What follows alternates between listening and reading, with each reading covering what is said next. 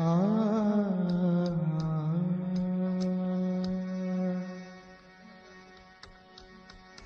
शरण कमल शरण कमल अब नहीं खोना।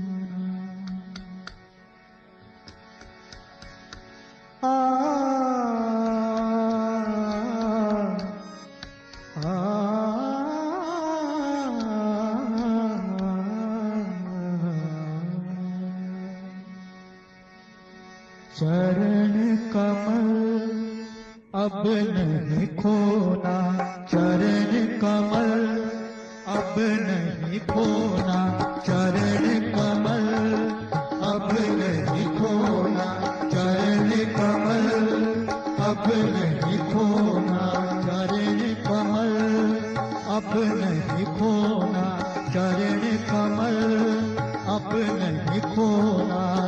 तुम हो पारस मैं हूँ लोहा, तुम हो पारस मैं हूँ लोहा, छू लेने दो इन चरणों को, छू लेने दो इन चरणों को, बन जाने दो सोना। चरण कमल अब नहीं खोना, चरण कमल अब नहीं खोना, न खोना न खोना न खोना न खोना।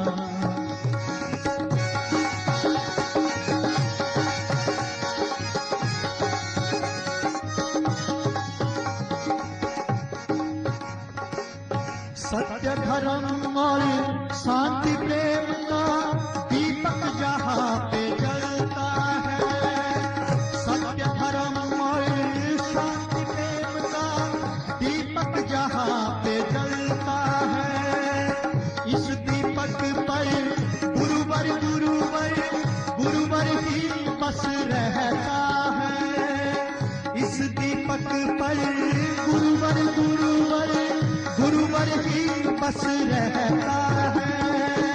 सत्य धर्म और शांति प्रेम का दीपक जहाँ पे जलता है, इस दीपक पर गुरुवर गुरुवर गुरुवर ही बस रहता है। प्रेम के सागर प्यार के सागर, प्रेम के सागर प्यार के सागर, सागर में डुबोना।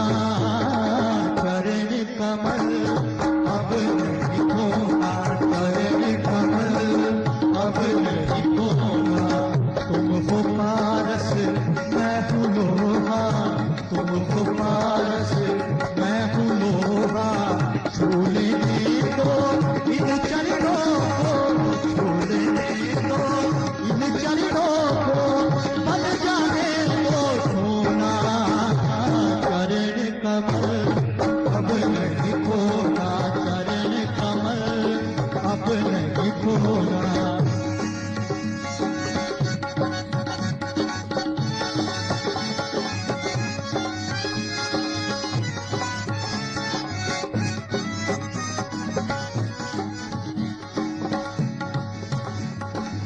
छोड़ के आया ममता की छाया, द्वार तुम्हारे मैं आया, छोड़ के आया ममता की छाया, द्वार तुम्हारे मैं आया।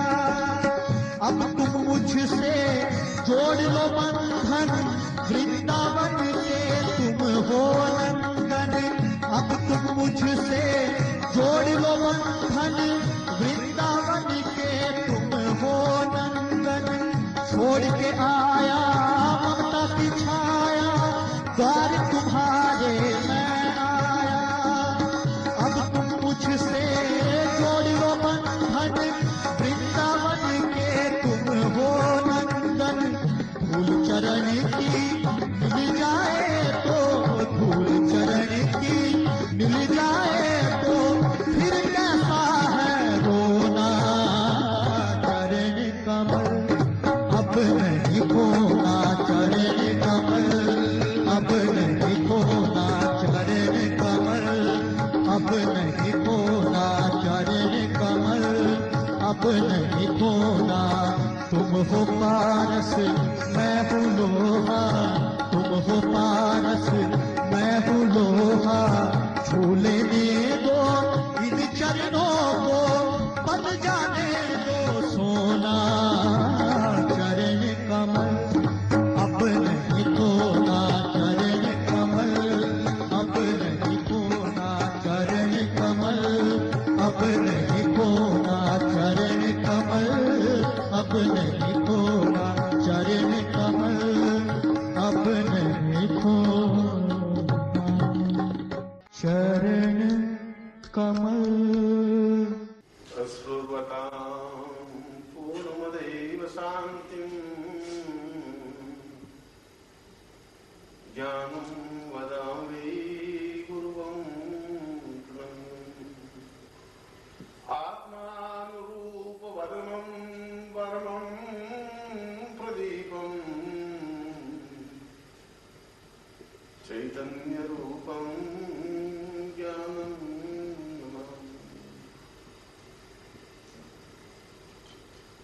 आज का ये दिवस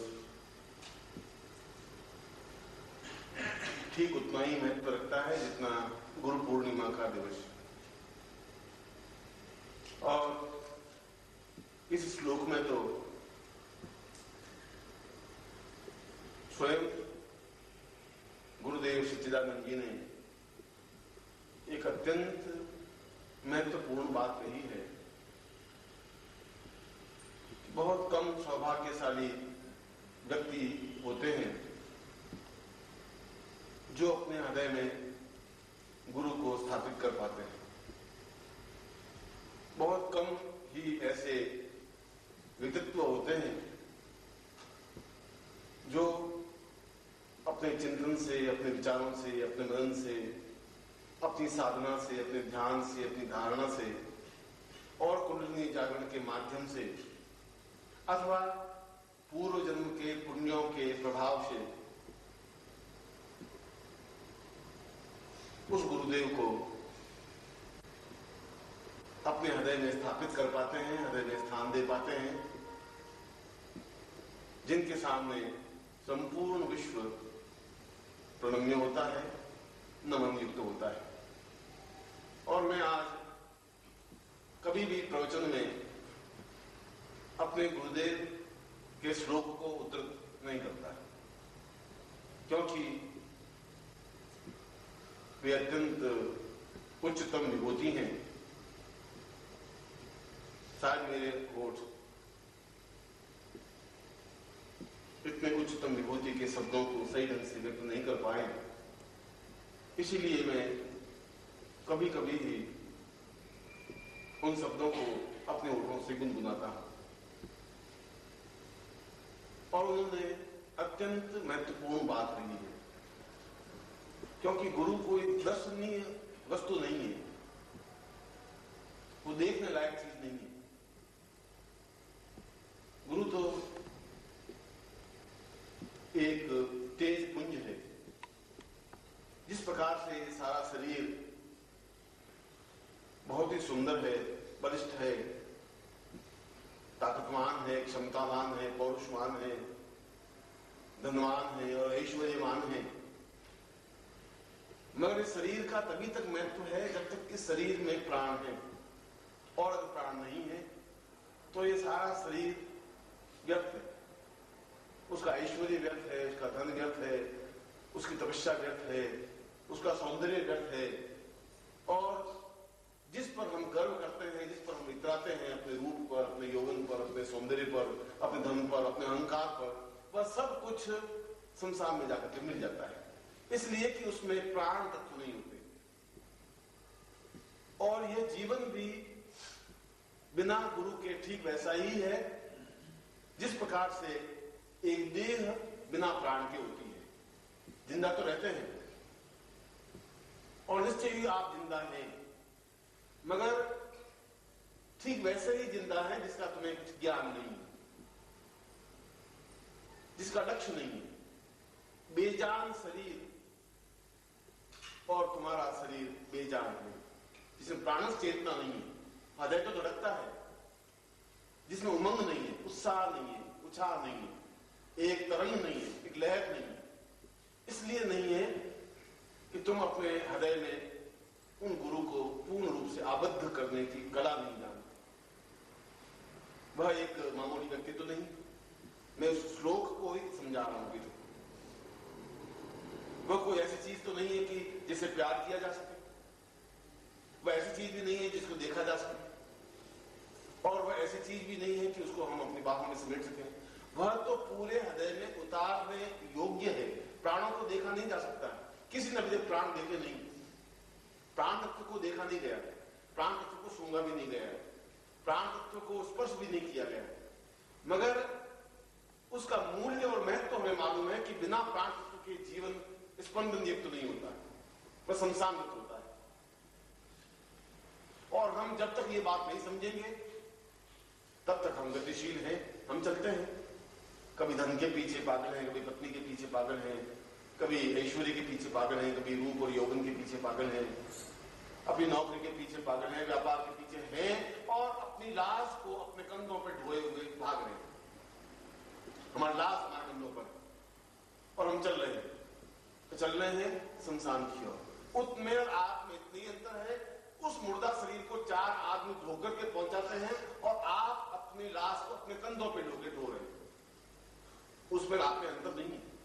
अंतर आ सकता है यदि आप अपने अंदर उस प्राण तत्व को जागृत कर सकें, उस चेतना को जागृत कर सकें, उस गुरु को अपने हृदय में स्थापित कर सकें।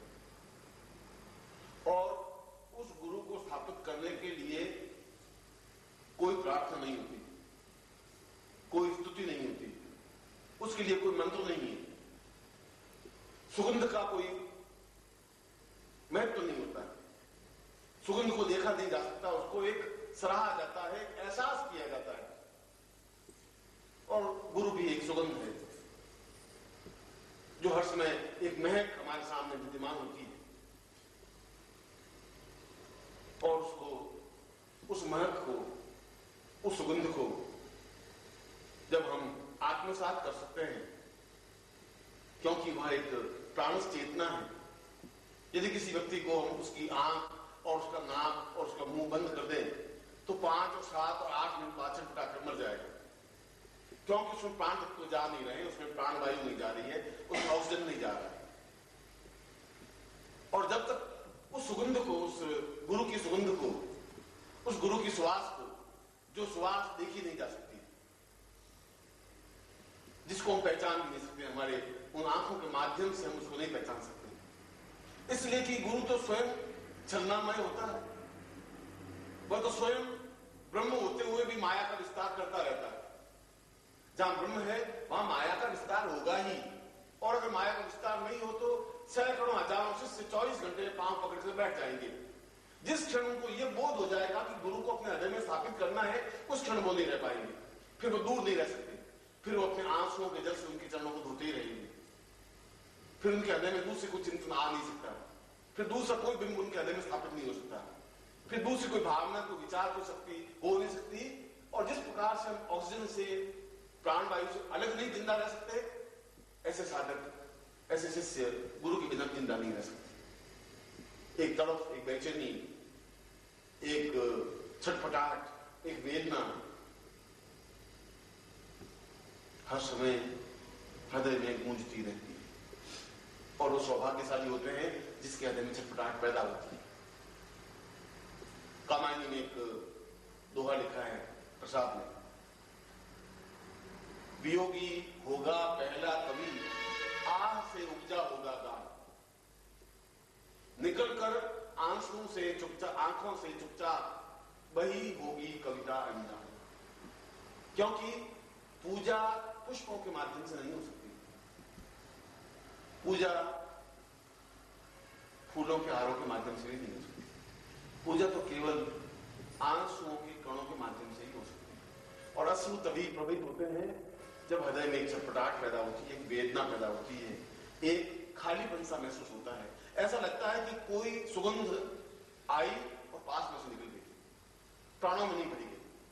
और जब तक वह सुगंध प्राणों में भरी नहीं जाएगी, जब तक हम अपनी बाहों में सुगंध को आत्मसात नहीं कर सकेंगे, तब तक जीवन का आनंद भी नहीं ले सकेंगे। जिंदा तो रहेंगे और जिंदा अवसर हैं, मगर ये जिंदगी वैसी ही है जैसे कि अपनी लाश को अपने कंधों पर ढोना है।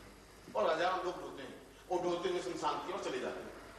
एक क्षण ऐसा आता है जब गिर जाते हैं, 4 लोग भाई लोग उसको उठाते हैं और शमशान में जाकर रात की जीती कर देते हैं। उनके हृदय में कोई मुस्कुराहट नहीं होती, कुछ खिलखिलाहट नहीं होती, कुछ आनंद नहीं होता। इसलिए उस गुरु को पहचानने के लिए माया के आवरण को हटाना ही पड़ेगा। गुरु तो माया करेगा, इसलिए कि उसको जीवित रहना है, इसलिए कि उसको अपना अस्तित्व बनाए रखना है। आप कल्पना करिए कि अगर 5 लाख मेरे सन्यासी शिष्य, अगर मैं उनको आज्ञा दे दूं कि नहीं तुम जोध पर आ सकते हो, तो तुम कल्पना कर सकते हो कि मेरी हालत क्या होगी। वो चारों तरफ से पांवों को एक क्षण के लिए अलग नहीं हो पाते, भिगो देते हैं आंसुओं से अपनी पांवों को, रोने लग जाते हैं, सुर्खियां लेने लग जाते हैं, सिसकियां लेने लग जाते हैं, भाव उत्पन्न हो जाते हैं, एक क्षण भी जुदाई सहन नहीं कर पाते, बस उस कठोर नियम से बंधे हुए हैं कि नहीं तुम्हें नहीं आना है। बलदेव की जय, बलदेव की जय। और मैं समझता हूं वे कितनी विरह में, कितनी वेदना में दिन काटते हैं, मैं जानता हूं कि उनके हृदय की छटपटाहट कितनी होती है, इस बात को भी मैं जानता हूं। और जब मैं सावधान होता हूं, सन्यासी शिष्यों को देखता हूं, तो उनके बहते हुए आंसुओं को भी मैं यहां से बैठा बैठा देखता हूं। मगर मुझे उनके सामने कठोर रहना ही पड़ेगा, क्योंकि मेरा दूसरा कर्तव्य एक गृहस्थ शिष्यों के सामने भी है। और निश्चय ही उतनी गहराई, उतनी उच्चता जो सन्यासियों में है, उतनी गृहस्थ शिष्यों में शायद नहीं आ सकती है। क्योंकि ये तभी आ सकती है जब हृदय आपका खुला हो, जब हृदय का पुष्प विकसित होता है, तब उस पुष्प पर ब्रह्मा का स्थापन होता है। विष्णु की नाभि से कमल निकला, कमल विकसित हुआ और उसमें ब्रह्मा स्थापित हुए। और गुरु को साक्षात ब्रह्मा का है, गुरु ब्रह्मा, गुरु विष्णु, गुरुदेव। और तुम्हारा हृदय का कमल विकसित होगा तभी तो गुरु स्थापित हो पाएगा। तुम्हारे हृदय के दरवाजे खुले ही नहीं होंगे तो गुरु कहां से आएंगे। तुम्हारे हृदय का कमल विकसित कर ही नहीं सकते तुम, तो गुरु उसमें कहां स्थापित हो पाएंगे। जो तुम्हारे हृदय में छटपटाहट ही नहीं है, वेदना ही नहीं है, तो गुरु केवल तुम देख करके चले जा सकते और फिर उस माया में आबद्ध हो जाओगे जिस माया से तुम लौट करके आते हो। और मैं जानता हूं कि तुम माया में आबद्ध हो जाओगे, और मैं खड़ा खड़ा तुम्हें देखता रहता हूं। इसलिए देखता रहता हूं कि अगर इनको उतनी छटपटाहट, उतनी वेदना हुई तो ये नहीं रह पाएंगे, और मैं तुम्हारे आंसुओं को भी नहीं देख सकता। इसलिए कभी मैं बालकों के साथ बालक की तरह बन जाता हूं, वृद्धों के साथ वृद्ध की तरह बन जाता हूं, शिष्यों के साथ गुरु की तरह बन जाता हूं, मित्रों के साथ मित्र की तरह बन जाता हूं, परिवार के साथ परिवार का स्वजन की तरह बन जाता हूं, और एक पुत्र के साथ पिता की तरह बन जाता हूं। सैकड़ों रूप मुझे धारण करने पड़ते हैं, और प्रत्येक एहसास ये करता है कि ये केवल मेरा ही है। आप मेरे किसी पुत्र को पूछ लीजिए, वो कहता है कि सबसे ज्यादा मुझे ही प्यार करता है। आप मेरे किसी से को पूछ लीजिए, वो कहेगा सबसे ज्यादा प्यार मुझे करता है। मुझे गुरुदेव की जय, गुरुदेव की जय। तो प्यार तो खुदा मैं कर रहा हूं, ये तो मैं बांट रहा हूं, ये देने की क्रिया तो मेरी तरफ से है। आपकी तरफ से मुझे क्या मिल रहा है? आपकी तरफ से मुझे मिलनी चाहिए एक वेदना, एक उच्छ्वास, एक छटपटाहट, एक बेचैनी, ऐसी बेचैनी कि गुरु के बिना हम रह नहीं सके। और जब मैं इस श्लोक को बोलता हूं तो एकदम से मेरी आंखों में एकदम से बहुत मुश्किल से मैं आंसुओं को रोक पाता हूं। मैं सोचता हूं कि वो क्षण मेरे कितने सार्थक और मूल्यवान होते हैं जब मैं अपने गुरु के सामने बैठा हूं। केवल एक क्षण मेरे जीवन के हैं, बाकी क्षण तो मेरे कर्तव्य के हैं, सन्यासी शिष्यों के लिए भी और गृहस्थ शिष्यों के लिए। अभी मैं बात का पूजन आपके सामने करवा रहा हूं, 2 घंटे बाद मुझे सन्यासी शिष्यों के बीच में जाना ही पड़ेगा, सूक्ष्म प्राणों के लिए। और वे कहते हैं कि ये क्या है, 3 घंटे आप दिन से आए हैं, हमने क्या अपराध किया है।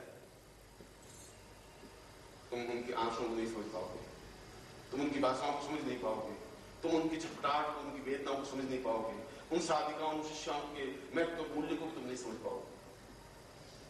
मगर ऐसी तरफ तुम्हें पैदा हो, और ऐसा नहीं होता तब गुरु पादुका पूजन का एक प्रयोग रखा कि तुम अपने घर में और तुम अपने हृदय में तो गुरु को स्थापित नहीं कर सकते, तो कम से कम घर में उस गुरु के चरणों को स्थापन करो। शायद इसके द्वारा तुम्हारे गुरु तुम्हारे घर आ सके। कभी यह चरण जाएंगे तो हो सकता है कभी गुरु स्वशरीर भी आ जाए, इसलिए आगे इन चरणों को भेजा जाता है।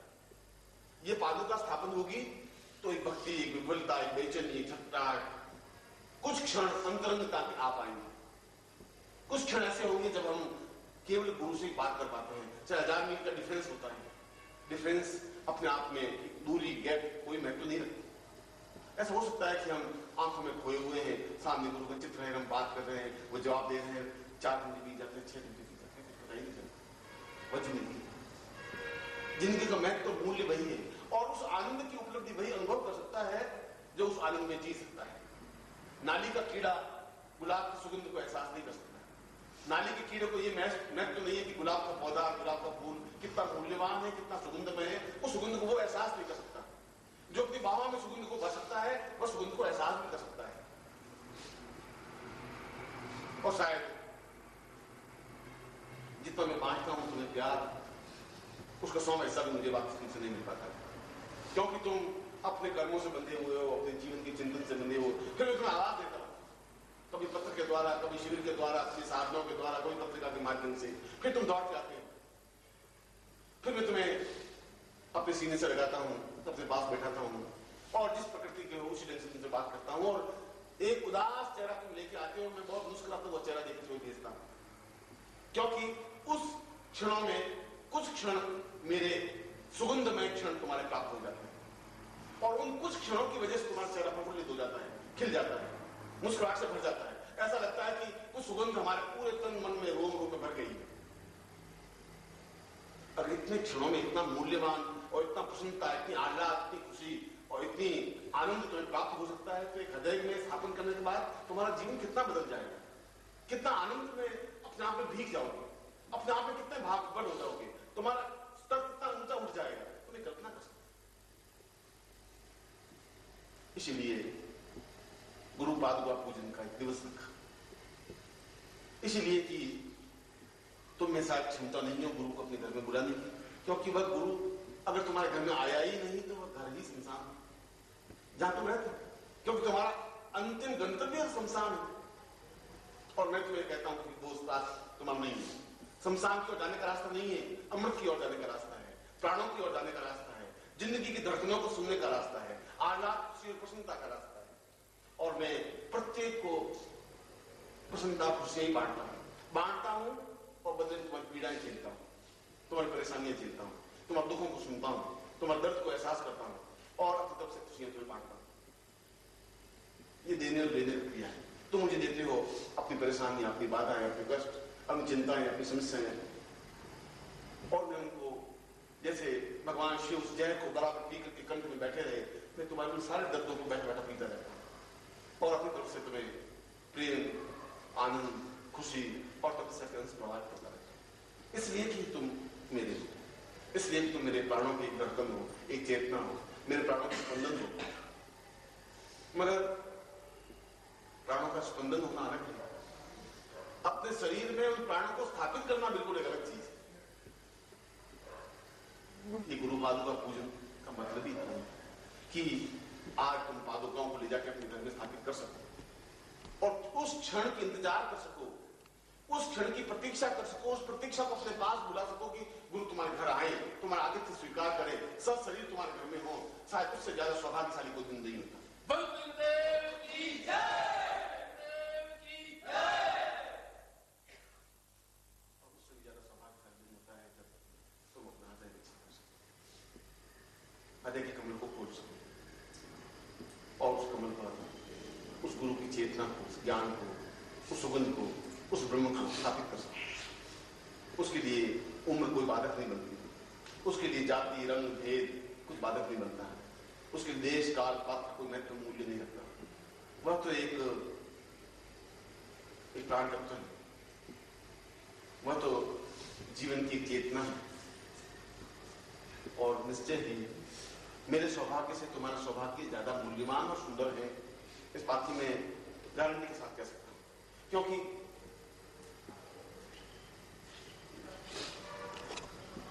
आज का दिन और आज के क्षण मुझे अपने गुरु के साथ व्यतीत करने चाहिए, क्योंकि मैं भी तो शिष्य हूं और मैं उनके चरणों में नहीं बैठ पाया और तुम बैठ पाए। तुम्हारे सौभाग्य के क्षण मुझसे ज्यादा मूल्यवान है।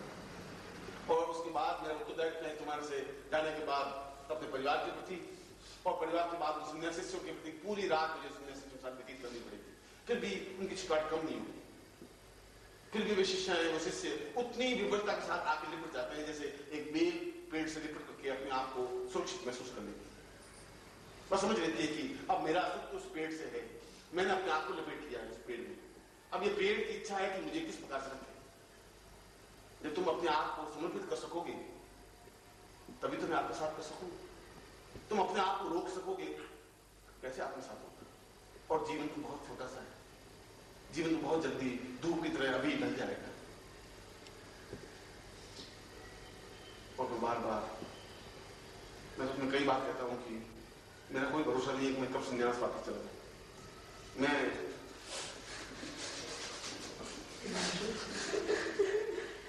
तुम्हारे बीच बैठा इसलिए हूं, ठीक वैसे ही बैठा हुआ जैसे चारों तरफ आग जल रही और पीछे बैठा हुआ। और उस तपते हुए रेगिस्तान इसलिए मुस्कुरान बिखेरता हूं कि मैं तुम्हारा दुख देख नहीं सकता, तुम्हारे चेहरे को उदास नहीं देख सकता। उदास देखता हूं तो मैं तुम्हें हंसाने की कोशिश करता हूं, तुम्हारे स्तर पर आके खड़ा होता हूं। मेरा स्तर तुम्हारे स्तर में अंतर है। एक गुरु तुम्हारे स्तर पर नहीं आ सकता, संभव नहीं है।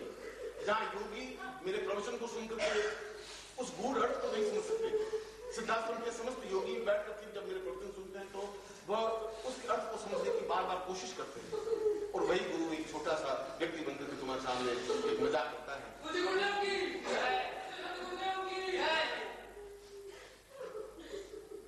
जब बातचीत करता है तुम्हें हंसाता है तो उसके पीछे कोई स्वार्थ नहीं, इसलिए कि तुम जिस स्तर पर खड़े हो उस स्तर पर खड़े होकर तुम्हें प्रसन्नता दे सको। तुम्हारे चेहरे पर मुस्कुराहट की देखता हूं तो मैं सोचता हूं कि कुछ क्षण मुस्कुराहट बन गई है और वे कुछ क्षण तुम्हारे जीवन की पूंजी बन जाते हैं। इसलिए पूंजी बन जाते हैं कि उसके बाद जब तुम घर जाते हो तो वे क्षण बार बार तुम्हारे आंख के सामने पहुंचते हैं। बार बार वे क्षण याद आते हैं कि मैं गुरु जी सामने ऐसा बैठा था, वे गुरु जी ने मुझे ऐसा कहा, फिर मैंने ऐसा जवाब दिया, फिर मुझे ऐसा मजाक किया, फिर ऐसा किया, ऐसा किया, ऐसा 4 घंटे बीते तुम्हें पता ही नहीं पड़ता, क्योंकि वे क्षण तुम्हारी पूंजी है। वे कुछ क्षण अगर तुम्हारे जीवन की पूरे जीवन की पूंजी बन जाते हैं तो अगर गुरु को अपने हृदय में स्थापित कर दे तो जीवन कितना पूंजीवान, कितना महत्वपूर्ण, कितना मूल्यवान बन जाएगा ये कल्पना। और मैं तो तुम्हें मेरे गुरुदेव की आज्ञा है, मुझे तो उस आज्ञा का पालन करना ही। मैं तो उनकी आज्ञा का उल्लंघन सोच भी नहीं सकता करने की, बहुत दूर की बात है। और उन्होंने कहा है कि तुम्हें ये कार्य करना ही है और मुझे करना ही है। यद्यपि विरह तो जितना तुम्हें व्यतीत करता है उतना मुझे व्यतीत करता है। सिद्धाश्रम के साधक आज भी उतने ही घाव हो रहे होंगे जितने तुम हो रहे हो, साथियों से ज्यादा। और ऐसा हो सकता है कि वे तुम्हारे भाग्य से ईर्ष्या कर रहे हैं कि गुरु जी उनके पास बैठे हैं, उनको प्रवचन कर रहे हैं और हम इतने दूर से टुकड़ देख रहे हैं, उनके चरणों को स्पर्श नहीं कर पा रहे, उनसे आत्मसात नहीं कर, बाहों में नीच नहीं पाते।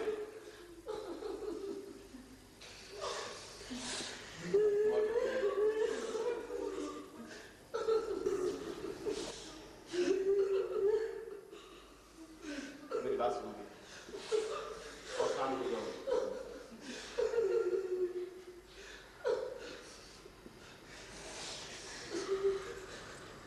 मैं कुछ क्षण और तुम्हारे लूंगा, कुछ क्षण और बात करूंगा। और मैं तुम्हें कहता हूं कि मेरा जीवन और मेरा जन्म कोई घटना नहीं है, एक बहुत प्रकृति का सोचा समझा हुआ स्वरूप। प्रकृति ने बहुत सोच समझ करके मुझे जन्म दिया। प्रकृति के द्वारा कुछ कार्य मेरे द्वारा करवाने हैं और मैं उस बुद्ध के बाद एक विशेष संदेश देकर तुम लोगों के बीच में एक विशेष चेतना जागृत करने के लिए पैदा हुआ। उस विरह को सहन करता हुआ उन सन्यासी और शिष्यों के जब मैं सिद्धाश्रम में गया तो सिद्धाश्रम एक शमशान की तरह था। सन्यासी साधना कर रहे हैं, आंखें बंद की बैठ, कोई चहल पहल नहीं, कोई हंसी नहीं, कोई खिलखिलाहट नहीं, ऐसा नहीं चलेगा। और मैं पहला व्यक्ति था जब मैंने कहा कि ये ऐसा सिद्धाश्रम नहीं चल सकता। इस सिद्धाश्रम में कुछ खिलखिलाहट होनी चाहिए, कुछ मस्ती होनी चाहिए, कुछ उमंग होनी चाहिए, कुछ उत्साह होना चाहिए, क्योंकि एक धारदार व्यक्तित्व ही असंभव कार्य कर सकता है। और वहां के शिष्य आज भी एक एक पल इंतजार करते रहते हैं कि कब निकले स्वानंद आए, कब हम जहां पांव रखते हैं उनके चरणों को लेकर उस माटी को चंदन लगा इंतजार करते रहते हैं। और वो कई बार कहते हैं कि आपके रास्ते दाखते दाखते तो हमारी आंखों में झाइयां पड़ने लगी, आंखों की ज्योति कमजोर होने लगी, नमन माँ कब आए, कैसा होगा। मुझे तो वे उच्च कोटि के योगी इतने प्रिय हैं, उनको ब्रह्म का उपदेश देते हुए और साक्षात्कार कराते हुए भी मुझे तो दूसरे रूप में उन सन्यासियों को भी उच्च कोटि की साधनाएं सिखानी पड़ती है, रखना एक प्रखर और धारदार रूप उनके सामने रखना पड़ता है। और गृहस्थ शिष्यों के बीच में भी मैं अपने संदेश को, अपने जीवन की चेतना को देने की कोशिश करता हूँ। और बालकों के बीच बिल्कुल बालकों की बात नहीं समझ पाए तुम्हारी बात, एहसास नहीं कर सके, ब्रह्म को कोई मान नहीं पाया, ब्रह्म को कुछ समझ भी नहीं पाया। और मैं ठीक कह रहा हूं कि तुम मुझे समझ भी नहीं पाओगे। जिस दिन मैं चला जाऊंगा उस दिन तुम्हारे हिस्से में आंसू के अलावा कुछ बाकी नहीं रहेगा। तुम घर जाकर के एक क्षण भी मुझसे जुदाई सहन नहीं कर सकते, एक क्षण भी मुझसे अलग नहीं रह सकते, क्योंकि तुम्हारी मेरी सुगंध को तुमने सूंघा है, मेरी सुगंध तुम्हारे प्राणों में भरी है। 2 दिन से ही, 2 महीने से ही, 2 साल भी से तुमने एक अपूर्व सुगंध, उस अपूर्व आनंद को एहसास किया है, आत्मसात किया है। और उस सुगंध को जो अपने आप में एक ब्रह्ममय सुगंध है, साधारण मनुष्य की गंध नहीं है, साधारण जीव का कोई एक क्षण नहीं है, जो मेरे साथ क्षण व्यतीत किए हैं वो एक पूर्णता के क्षण है, एक ब्रह्म के क्षण है, एक ईश्वर के क्षण है। ईश्वर खुद अपने आप में कोई हवा बन के नहीं आता, कोई न कोई आकृति इसको लेनी ही पड़ती है।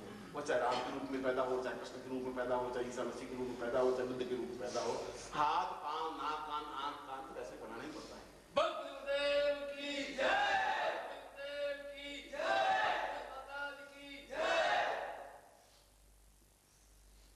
और तुम्हारा सौभाग्य है कि तुम अपना पिछला जीवन देख नहीं पाते, ये तुम्हारे बहुत खुशी की बात है तुम्हारे लिए। और मेरे लिए बहुत वेदना की बात हो जाती है कि मैं तुम्हें पिछले जीवन से पहचान लेता हूँ। पिछला जीवन नहीं, उससे पिछला, इससे पिछला, बुद्ध के बाद और आज तक के तुम्हारे 25 जीवन का मैं साक्षीभूत हूँ। और हर जीवन में मैं तुम्हारे साथ जुड़ा हुआ हूँ, इसलिए तुम्हें ढूंढ करके मुझे ढूंढना पड़ता है। इस 1 अरब जनसंख्या में से उन शिष्यों को अभी ढूंढ कर निकालना पड़ता है, फिर आवाज देनी पड़ती है, फिर बुलाना पड़ता है, फिर समझाना पड़ता है कि जीवन बर्बाद हो जाएगा तुम्हारा। जब तुम मिलोगे नहीं तो फिर जीवन तुम्हारा भटक जाएगा, फिर वेदनामय हो जाएगा। ये सुगंध तो आज है तुम्हारे सामने, ये पास में से बह जाएगी, निकल जाएगी, इस दुर्गंधमय जीवन में तुम्हें जीना पड़ेगा मजबूरी होकर के, क्योंकि चारों तरफ लोभ, लालच, व्यभिचार, असत्य और इसकी दुर्गंध के बीच में तुम्हें सांस लेनी पड़ती है, और उस सांस को लेने के तुम्हें फिर मजबूर होना पड़ेगा। वास्तव में मुझे अपने बारे में कुछ भी नहीं कहना चाहिए। तुम्हारे ऊपर जो माया का आवरण है उसको मैं नहीं तोड़ना चाहिए, क्योंकि आवरण जिस दिन तुम मुझे पहचान लोगे अपने जन्मों के संबंधों की वजह से, उसके तुम अलग नहीं रह सकते। और रहते हो तो तुम्हारा जीवन व्यर्थ है, बेकार है, फिर तुम्हारा जीवन है ही नहीं। तुम उसको जीवन कहते हो, मैं तो उसको मुर्दा शरीर कहता हूँ, कि तुम मेरे बिना एक क्षण जिंदा रह सको और तुम्हारा जीवन नहीं।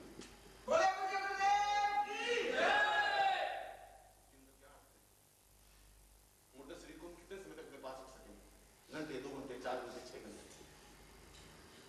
तुम्हारे शरीर में उस मल मूत्र और गंदगी का कुछ है ही नहीं। मैं उसमें प्राण देने की कोशिश करता हूँ, मैं उसमें चेतना देने की कोशिश करता हूँ, और मेरे जीवन का एक एक पल तनाव में बीतता है। इसने एहसास किया कि गुरुदेव का भी शरीर है, वह भी आराम चाहता है, वह भी खुश के क्षण चाहता है, वह भी कुछ आनंद के क्षण चाहता है। इस शरीर को और ज्यादा समय तक जिंदा रखने के लिए कुछ खिलखिलाहट, कुछ मुस्कुराहट, कुछ प्रसन्नता देनी चाहिए। ऐसे नहीं सोच पाते आप, क्योंकि तुम्हारे मेरे देने की क्रियाएं अलग है। मैं मुस्कुराहट बांटता हूँ, तुम अपनी तकलीफें मुझे देते हो। मैं तुम्हें हंसी देता हूँ, तुम अपने दुख मुझे दे देते हो। जब भी मिलते हो अपनी परेशानी बताते हो, और मैं उन तुम्हारे जहर को आराम से पीता रहता हूँ, मुस्कुराते रहता हूँ, और फिर अपनी प्रेम की वाणी से, अपने मधुरी की वाणी से, अपने आनंद की वाणी से तुम्हें समझाता हूँ। फिर तुम्हें अपने हृदय के पास बुलाता हूँ, फिर तुम्हें अपने से परिचय करवाने की कोशिश करता हूँ, फिर तुम भटक जाते हो, फिर मेरी उंगली छोड़ देते हो, फिर मैं तुम्हें आवाज देता हूँ, और पूरा जीवन ऐसा बीत जाता है। ये दिन इस बात को एहसास करने का है कि तुम्हारे मेरे संबंध शरीर के संबंध नहीं, प्राण के संबंध, आत्मा के संबंध, जिंदगी और जीवंतता के संबंध। और अगर वैसा नहीं तो तुम्हारा शरीर ठीक वैसा ही है जैसे पशुओं का शरीर है, गाय भैंसों का शरीर है, पड़ोस में रहने वाले लोगों का शरीर है। तो मेरे उसमें कोई अंतर नहीं, क्योंकि वह शरीर भी समाप्त होने वाला है। आज नहीं तो 10 साल बाद, 10 साल, 20 साल, तुम्हारे पिता चले गए, तुम्हारे दादा चले गए, तुम्हारे परदादा चले गए, तुम्हारी पीढ़ियां चली गई, तुम चले जाओगे। उस चेहरे को मुस्कुराहट नहीं ला सकोगे, उस आनंद को देख नहीं पाओगे। और ये तुम्हारा सौभाग्य है कि तुम्हारी जिंदगी में एक व्यक्तित्व है जिसको तुम पहचान सकते हो। तुम्हारे पिता की जिंदगी में साथ जिंदगी नहीं होगी। तुम्हारे सौभाग्य है कि तुम्हारे आसपास वो व्यक्तित्व, पर्सनैलिटी है जिसको तुम देख सकते हो, एहसास कर सकते हो, उनके पास बैठ सकते हो, मधुरता दे सकते हो। और उसके बाद भी तुम गंगा के किनारे बैठ करके प्यासे रह जाओ तो इसमें गंगा का कोई दोष नहीं। अब सूर्य की धूप में भी तुम देख आंखें बंद करके बैठ जाओ, इसमें सूर्य का कोई दोष नहीं। उस सुगंध, बैठते हुए सुगंध में तुम आंख और नाक बंद करके बैठ जाओ, तुम सुगंध क्या करेगा? और मेरे बैठे हुए भी तुम मुझे पहचान नहीं पाओगे, तो मेरा कोई दोस्त नहीं। मैं क्या कर सकता हूँ? मैं तुम्हें समझा सकता हूँ, मैं तो तुम्हें चोट पहुंचा सकता हूँ, मैं तुम्हारे हृदय पर दस्तक कर सकता हूँ, आवाज दे सकता हूँ। दरवाजे तो खोलना तुम्हारा काम। अब तुम मजबूरी से दिल के दरवाजे बंद ही कर दोगे तो जिंदगी की अंतिम क्षण तक दस्तक देता रहूंगा, हर बार आवाज देता रहूंगा, क्योंकि तुम्हारा मेरा संबंध है, इसको तुम भुला भी नहीं सकते, मिटा भी नहीं सकते। मगर ऐसा कब तक चलेगा? कब ऐसा क्षण आएगा जब तुम्हारी आंखों में आंसू चल चलाएंगे? कब ऐसा क्षण आएगा जब तुम्हारा गला रुंध जाएगा? कब ऐसा क्षण आएंगे जब गुरु शब्द कहते हैं तुम्हारी आंखों के सामने गुरु नृत्य करने लग जाएंगे? ऐसा क्षण कब आएगा तुम्हारा? कब तुम आनंद में मग्न हो जाओगे? कब तुम नाचने लग जाओगे? कब खरीदने लग जाओगे? कब मस्ती में झूमने लग जाओगे? कब ऐसी शराब पियोगे जब तुम अपने आप में होश में नहीं रहोगे? वो क्षण कब आएगा तुम्हारा? कौन सी जीवन में आएगा?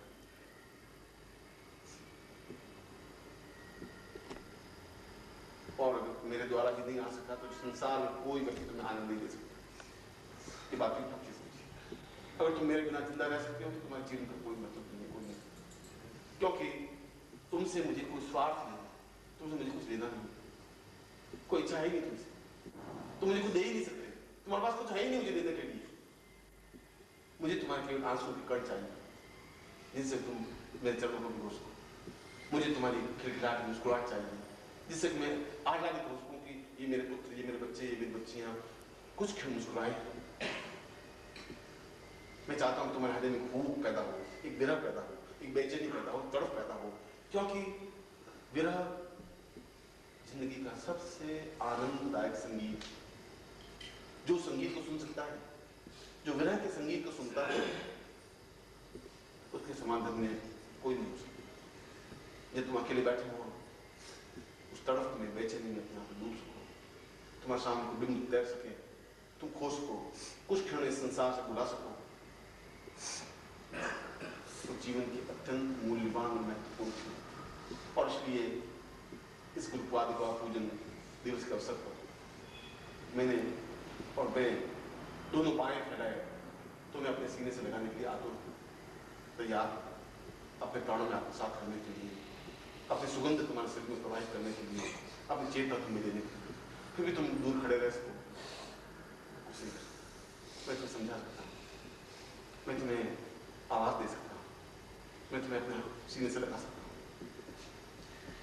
जिंदगी मूल्यवान हो सकती, तुम जिंदगी में अपने गुरु को अपने हृदय में स्थापित कर सको, और जिंदगी की बहुत कुछ क्षण गुरुओं के पास बीत सके। आंख बंद करके भी गुरु को अपने सामने कर सको, आंसू के जल कर उनके चरणों में समर्पित कर सको, तो वास्तव में तुम्हारे गुरु पादुका पूजन में तुम्हें कहना है। वास्तव में तुम एहसास कर सकोगे कि कोई व्यक्तित्व है जो हजार हजार रंग लिए हुए, एक क्षण में कुछ और है, दूसरे क्षण जब देखते तो फिर दूसरे ढंग का है, फिर तीसरे क्षण देखते हैं बिल्कुल तीसरे ढंग का है। ऑफिस में बैठा तो व्यक्ति बिल्कुल दूसरे ढंग का है, जो ऑफिस में वहां आवाज दे रहा है मशीन के पास बैठा होता है तो बिल्कुल दूसरा ही है, और जो प्रवचन दे रहा है वो दूसरा है, जो हमसे बात कर रहा है वो दूसरा है। एक व्यक्ति हजार जिंदगियां नहीं जी सकता, हजार जिंदगियां नहीं जी सकता है। कृष्ण हजारों जिंदगियां जी सकती है। राधा कह रही थी कृष्ण मेरे हैं, गोपियां कह रही थी मेरे हैं, यशोदा कह रही है कि तू मेरे अलावा तो रह ही नहीं सकता, तो केवल मेरा ही है। वासुदेव कह रहा है ये मेरा बेटा है, देवी कह रही है ये मेरा पुत्र है। कंस उसको याद कर रहा था, गोप वाले उसको याद कर रहे थे, अक्रूर याद कर रहे थे, उद्धव याद कर रहे थे, रुक्मिणी याद कर रही थी, सारा संसार, अर्जुन, भीम, नकुल, सहदेव, युधिष्ठिर सब उसको अपना आत्मा समझ रहे थे। हजार हजार रूपों में, हजार हजार क्षणों में हर व्यक्ति के साथ उसी रूप में था। अर्जुन के साथ युद्ध के रूप में था, राधा के साथ बहुत प्रेममय रूप में। राधा सोचती थी इसको प्रेम करना चाहता ही नहीं, अर्जुन सोचता था युद्ध के अलावा कुछ चाहता ही नहीं। राधा उस युद्ध को नहीं देख पाती, अर्जुन उस प्रेम को भी नहीं देख पाता, क्योंकि कृष्ण अपने रूप को हजार रूप में बदल सकता था। गुरुदेव की जय, गुरुदेव की जय, गुरुदेव की जय।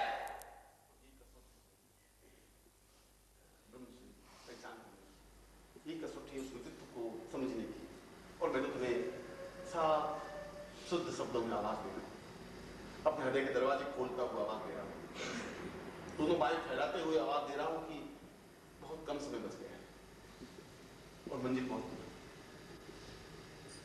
ऐसा नहीं हो तुम्हारे काम थक जाए, ऐसा नहीं हो तुम्हारी पगडंडी बदल जाए, ऐसा नहीं हो कि तुम्हारे मेरे बीच में हाथ बदल दूरी रह जाए, पछताने का कुछ नहीं। और मुझे विश्वास है घर जाने के बाद भी तुम मुझे भुला नहीं पाओगे, कोशिश करने के बावजूद भी तुम नहीं भुला सकते, अपने आप को सोच कर ही नहीं सकते। ये हो सकता है कि मजबूरी और प्रेम मुझे नहीं मिलने देते, ये हो सकता है कि तुम बार बार मुझे नहीं मिल सको, बस मजबूरियां हैं। और दुनिया में मर्द आदमी वो कहलाता है कि मजबूरियों को ठोकर मार करके आ सकता है, खड़ा हो सकता है, और मेरे से शिकायत नहीं हो सकती, बुज़दिल नहीं हो सकती, क्योंकि मैंने प्राणों का तेल पिला पिला कर जागृत किया है तुम्हें, अपनी पसंदीदा दे दे करके उस चेहरे पर विषाद पैदा किया है, और सारा आनंद तुम्हें देखकर सारे दुख को अपने चेहरे पर ढोया है। और ये मेरे कर्तव्य है, मैं तुम्हें सुख दूं, ये मेरा कर्तव्य है कि मैं तुम्हें आत्मीयता दूं, ये मेरा कर्तव्य है कि मैं तुम्हें प्रेम दूं, ये मेरा कर्तव्य है कि मैं तुम्हें अपने आप में समाहित करूं। और वास्तव में सौभाग्यशाली होते हैं जो मेरी सामीप्यता अनुभव कर सकते हैं, जो समीप आ सकते हैं, अपने हृदय में स्थापित कर सकते हैं। और गुरु तुम्हारे का पूजन के अवसर पर आज तुम्हें अपनी पादुकाएं तुम्हारे घर भेज रहा, अगर तुम्हें उतनी विपुलता होगी, उतनी बेचैनी होगी, उतनी दर्द होगी, तो गुरु भी ससरी रहेगा। और बहुत क्षण भी आएगा कि तुम अपने हृदय में केवल केवल केवल महत्वपूर्ण को स्थापित कर सकोगे। मैं तो अपने गुरु से, सदगुरुदेव से प्रार्थना करता हूँ कि तुम्हें एक क्षण वो आए, तुम्हें विरह पैदा हो, एक बेचैनी पैदा हो, एक चटपटाहट पैदा हो, एक आनंद के क्षण तुम्हारे पास आ सके, तुम झूम सको मस्ती में, तुम नाच सको, तुम थिरक सको, तुम मग्न हो सको, लेकिन ऐसा ही आसीना।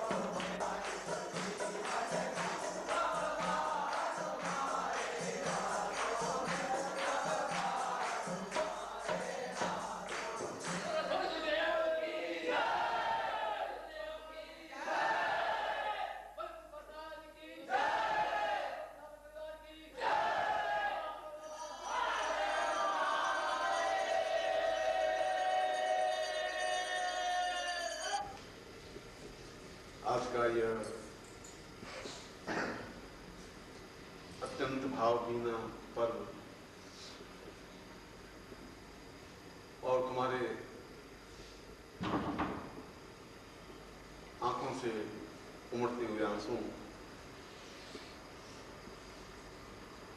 और तुम्हारा रुंधा हुआ गला और हिचकियां लेती हुई आवाज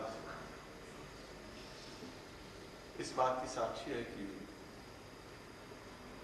तुम मेरे हो और मेरे प्राणों से जुड़े हुए हो।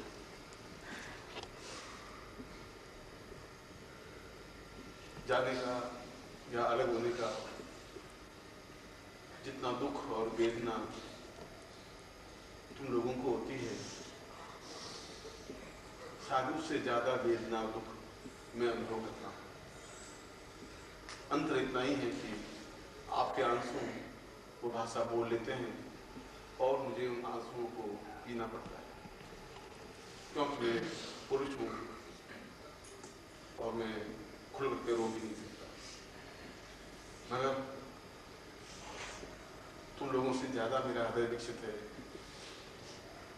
तुम लोगों से मैं ज्यादा भावुक हूँ, ज्यादा संक्षिप्त हूँ और तुम लोगों से भी ज्यादा मुझे तुम्हारी याद आती है। और जब बहुत ज्यादा याद आती है तो फिर काम में जुट जाता हूँ और नया काम हाथ लेता हूँ। 12 घंटे की जगह 14 घंटे, 16 घंटे, 18 घंटे काम करने लग जाता हूँ। कोशिश करता हूँ कि मैं काम में डूबा हो रहा हूँ, तुम लोगों की याद नहीं आती, मगर मैं तुम लोगों को भुला नहीं पाता हूँ। हर क्षण हर पल तुम्हारी याद मेरे हृदय में बनी रहती है और मैं तुम लोगों को बहुत प्यार करता हूँ, बहुत बहुत प्यार। शायद जिंदगी से भी ज्यादा मैं तुम लोगों को प्यार करता हूँ। ऐसा नहीं हो जाए कि जिंदगी की सांझ में तुम लोगों का साथ छूट जाए, ऐसा नहीं हो जाए कि तुम बिछुड़ जाओ, ऐसा नहीं हो जाए कि तुम्हारे हाथ से मेरी उंगली निकल जाए। थामे रहना और जहाँ मिलन है वहाँ जुदाई है, जहाँ स्नेह है वहाँ विरह है। किसी भी हालत में मैं तुम्हें विदाई नहीं दे सकता, मगर कुछ क्षण इतने दुखदाई होते हैं। विरह शब्द ही बहुत दुखदाई है। शायद तुम मेरी हृदय की आवाज को, मेरे हृदय के संगीत को, मेरे हृदय की तड़प और वेदना को तुम समझ भी नहीं पाओगे, और नहीं समझो अच्छा है। शायद तुम अपने हृदय के जहर को आंखों से बहा देते हो और मुझे बूंद बूंद तड़पना पड़ता है, पीना पड़ता है। मैं तो इतनी बात कह सकता हूँ कि तुम लोगों को बहुत प्यार करता हूँ, बहुत ज्यादा।